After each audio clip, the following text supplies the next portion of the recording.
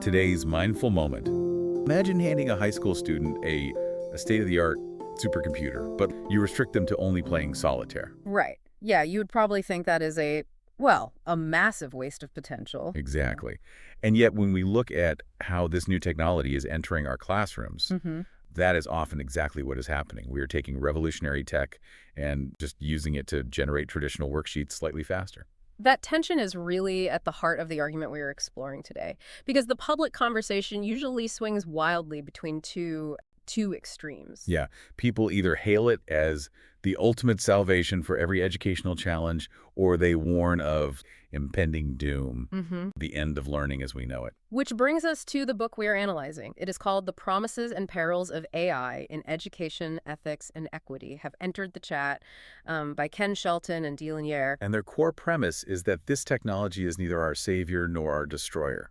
It is simply, well, it is a powerful amplifier. But before we unpack that amplifier concept, we should mention that you're experiencing a unique two-voice AI conversation powered by Google's Notebook LM for deeper, more dynamic book analysis, presented by Mindful Moments.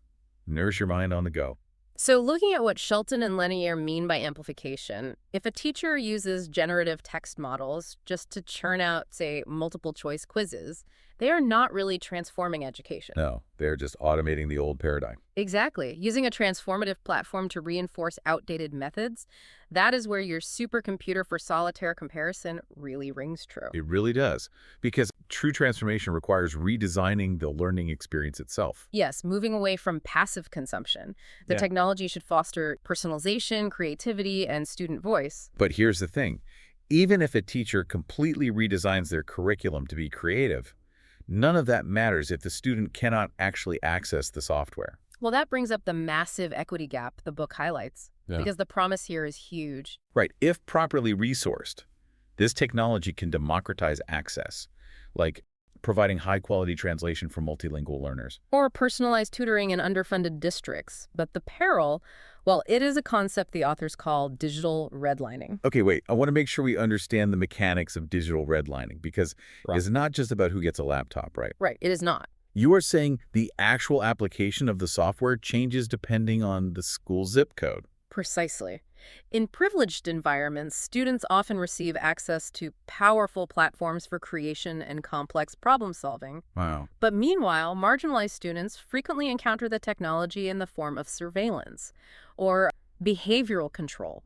Like those automated proctoring systems that track eye movements or restrict browser access. Yes, exactly like that. And that feeds directly into the problem of algorithmic bias, because these models are trained on massive amounts of historical data. So they ingest all of our historical prejudices. Right. If past grading rubrics favored a specific cultural writing style, the algorithm learns to penalize anything different. It quietly reproduces racism or ableism. It is not that the machine has a vendetta, it is just a mirror reflecting our flawed past. Exactly. And because of those baked-in biases, Shelton and Lanier offer a profound semantic shift in the book. Oh, I love this part. Yeah, they warn against looking at automated data analytics and labeling a child as having, quote-unquote, low ability. Instead, they prefer the phrase, not yet appropriately resourced. I just think that distinction is brilliant. It profoundly shifts the moral focus, you know? It really does. It takes the burden off the child's worth and places it squarely on the systemic lack of resources. It forces you to ask what the system failed to provide rather than what the student failed to achieve. And acknowledging those systemic issues means students and teachers must be taught critical literacy. They need to treat algorithmic outputs as claims to be questioned. Right, not unquestionable truths to be consumed. Exactly. Now, looking at how reviewers assess this book, that focus on questioning is its main strength, but also a potential hurdle. Yeah, it is highly reflective and, honestly, borders on the philosophical. Readers looking for a quick fix or a plug-and-play recipe book might be pretty frustrated. True, it provides guiding questions rather than rigid steps. It forces educators to ask why they're using a specific application before they learn how to click the buttons. Though, it is worth noting there is a companion guide available for those who need more concrete, practical protocols. Right. But the main text is really about setting your ethical compass first. Ultimately, treating others justly means ensuring our systems do not simply entrench current power structures. It requires supporting culturally responsive schooling, which depends entirely on whose voices are shaping the technology's use. So, as you go back to your own school, workplace, or community, we want to leave you with a few things to consider. Take a hard look at the platforms in your environment. Are they genuinely expanding your agency, or are they just monitoring your behavior? And think about the information you encounter daily.